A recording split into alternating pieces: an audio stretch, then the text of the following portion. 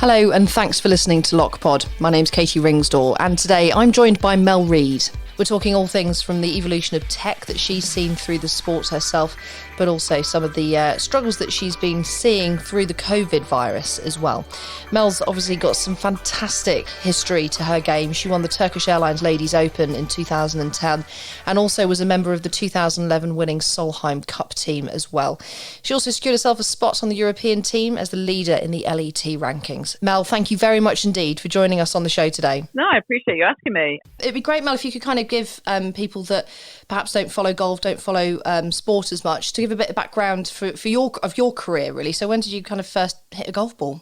So I started relatively late compared to all the little puppies that are coming through the professional ranks now. But I started around 10 or 11, was a footballer before that, and basically tried every other sport that I could. And then took to golf immediately and fell in love with it, as most people do. And then turned professional, kind of went through the amateur ranks, turned professional at 20 years old, and was in Europe for the first majority of my career, really. And then just moved to America a couple of years ago, as I've been playing over here for the last 4 or 5 years. So decided to make the move over the pond and become a Floridian resident, as most golfers are.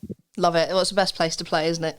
But so I suppose kind of over your career and even as an amateur as well, you will have seen a lot of change in the way in which kind of technology has impacted golf. So, I remember when I first started playing myself and driving ranges first started getting those electric pop-up tees, and I was just mind blown by the fact that, a golf ball could automatically pop up and I didn't have to break my back bending down to put a golf ball on. But that's me showing my age.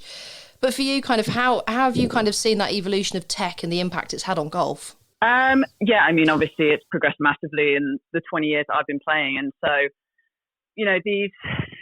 I've always said this, I think the difference between the best player in the world and the number 100 in the world is actually very, very small.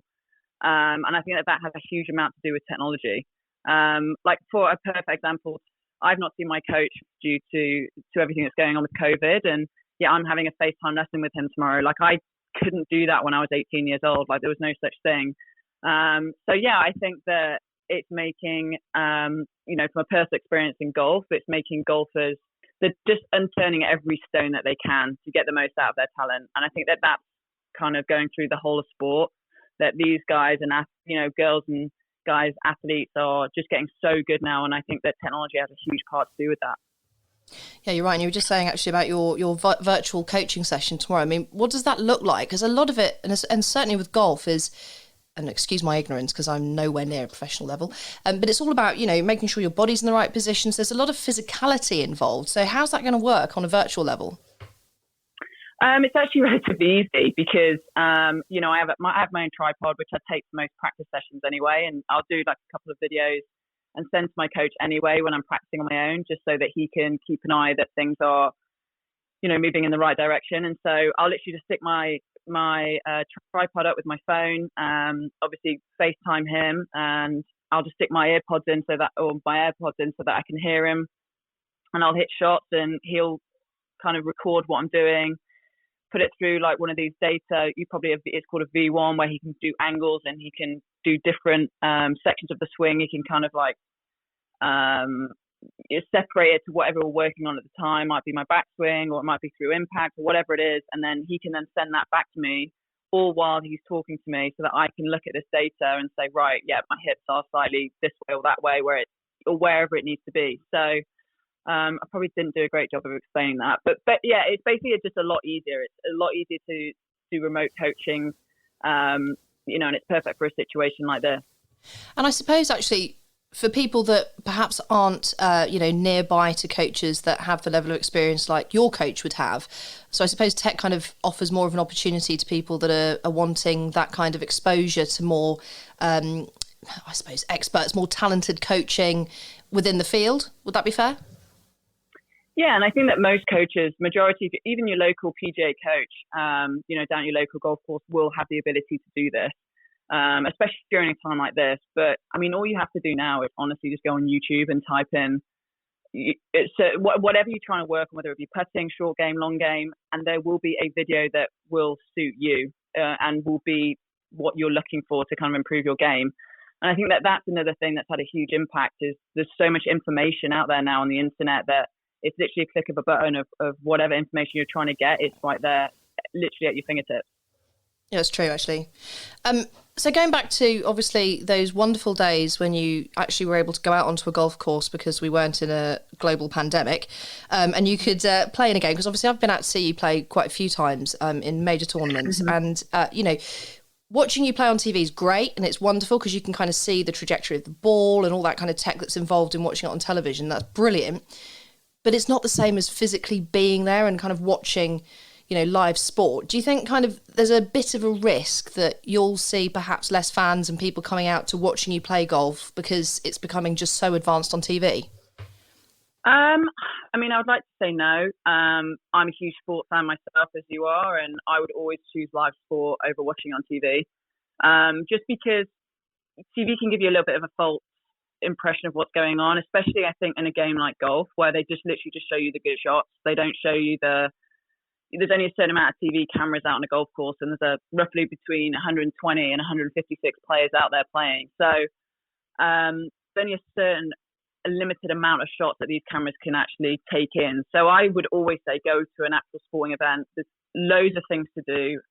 Obviously there's stands for obviously beverages and food and things like that, but there's also lots of activities for kids at a golf tournament or at live sporting events in general. I just think that there's a lot more to it than just seeing the sport as well. So I do hope that people don't, become couch potatoes and take the easy route and just kind of watch it all on TV. I think that if you do have an opportunity at any point just to go out and go and watch some live sport, because it is a completely different experience. Oh, it is. I couldn't agree with you more. And obviously you've got loads of experience in other sports as well. As you said earlier, you used to play a lot of football as well. So, and I know VAR is a bit of a controversial subject at the moment. Any views on it? I think it's good and bad for the game. If I'm completely honest, I think, I'm torn between it, to be honest. Like I'm a bit old school with football. I do believe that the referee should have the final say, and it should be his or her eyes. And I think that VAR takes that out a little bit, so it relies on kind of technology more so than a referee's instinct. So I do, I miss talking about after the game, like, oh, that was offside, but the referee didn't give it offside. I miss talking about that. Whereas now there's no grey area, is there? But there's so much money now in football that I think that VAR probably did need to come into the game, like, to get away that grey area, I guess. Yeah, and I think personally for me, I appreciate sport. You know how much I love sport, but I'm not a huge football fan. And I suppose I'm enjoying watching football a little bit more now because it's becoming less about the theatricals and dramatics and more about an honest game again. Yeah, that's a really good point, actually. These players, it was getting a bit, you're right, it was getting really theatrical and players were diving left, right and centre, whereas VAR has taken that out of it slightly. That is what I think is really good for the game.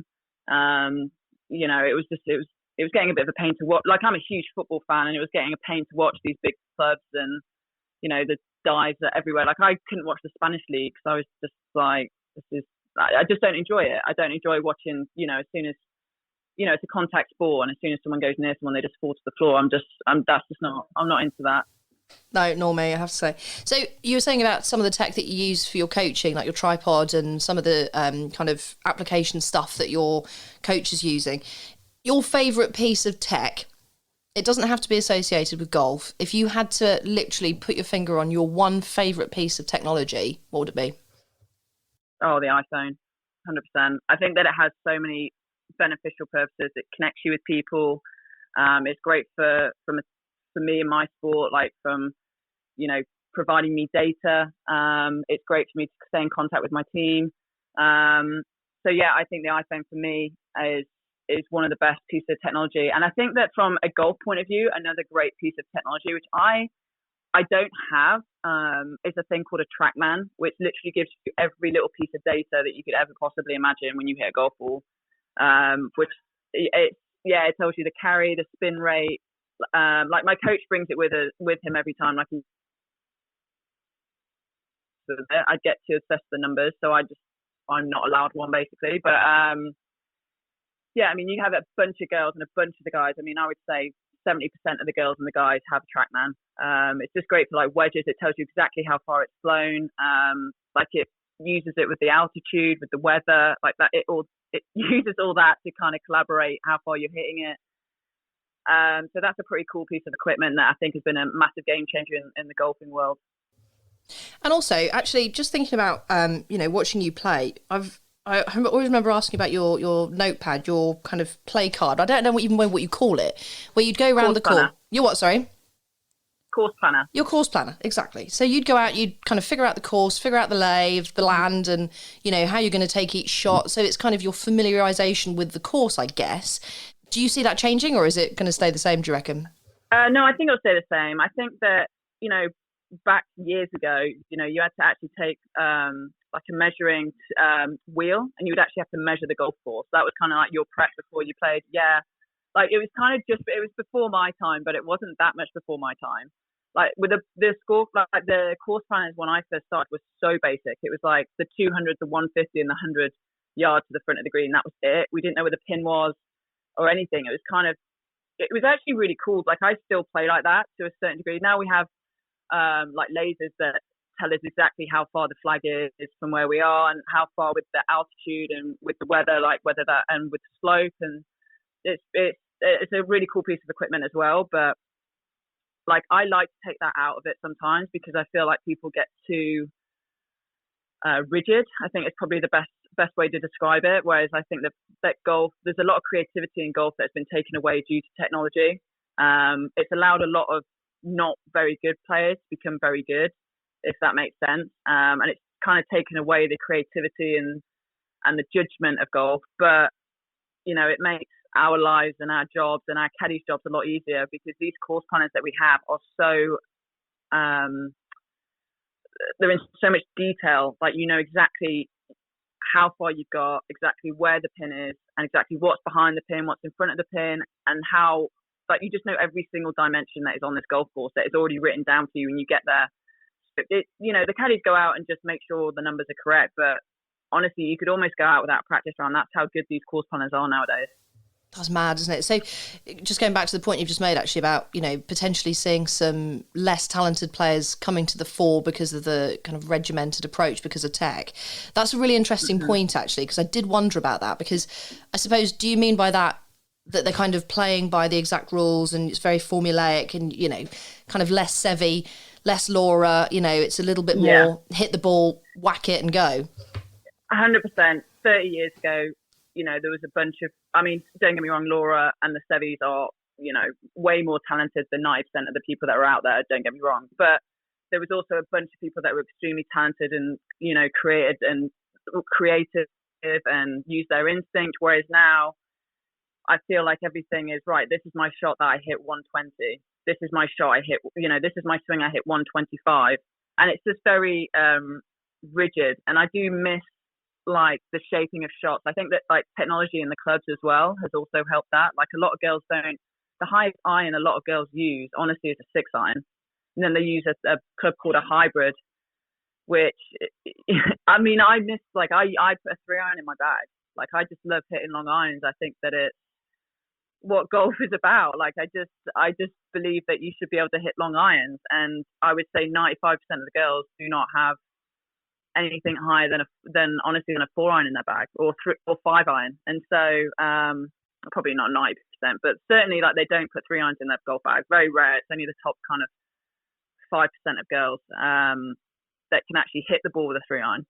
So for me, like I miss that. I miss having that kind of creativity as well. So that's where technology, I think, has hindered golf ever so slightly. It's brought a lot more people in that probably wouldn't be if there was no such thing as a hybrid, Yeah, no, you're absolutely right. And I have to say, if I had a hybrid, I'd use it pretty much for every fairway shot I could, because my game's so bad at the minute. But speaking of females in golf, especially because I know you're very, very passionate about that, and certainly social media I think is a prime example of professional sports people like yourself being able to kind of get very important messages out there around equality and equal pay. How have you been using social to kind of get that message across? Obviously I feel like as professional athletes we have a responsibility to understand that we are on a platform, whether it be a small one or a large one, and So I do believe that, you should leave your sport, or try and leave your sport in a better place than when you found it. I think that that's, your duty is as being a privileged professional athlete. And so, I've always tried to fight the cause of equality. And I'm very aware that equal pay is probably a little bit of a stretch, to be honest. I think just because the men get paid so much, like I believe the men get paid too much. And so like we do make good livings as women athletes. Like we're probably one of the top 2 sports. It's only tennis really that probably earns more money than us in playing professional sport as women. But the thing that I kind of fight for is respect. I think that it's a responsibility for manufacturers and big brands that support golf to support golf, not just men's golf. And so that's kind of the point that I try and get across is, listen, if you're going to, really promote the 5 top guys, you really need to promote also your 5 top girls. Don't think that we're any less than they are, because statistically, our top girls are actually statistically better than the men. From like, they don't miss any, like we've had girls that haven't missed a cut in 3 or 4 years. And our world number 1, she had a lower stroke average than Rory last year. So, the girls are good. Yeah, we're really good. And it's just a shame really that I do believe that the needle is moving. But I'm going to keep being very vocal about it and, trying to push something that I believe in. Yeah, and I really respect that, actually. I really do, because you do a lot of work in that field.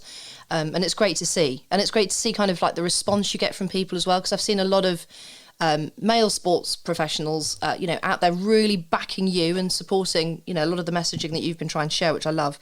But on social, again, actually, because I think social media is quite key, especially in sport.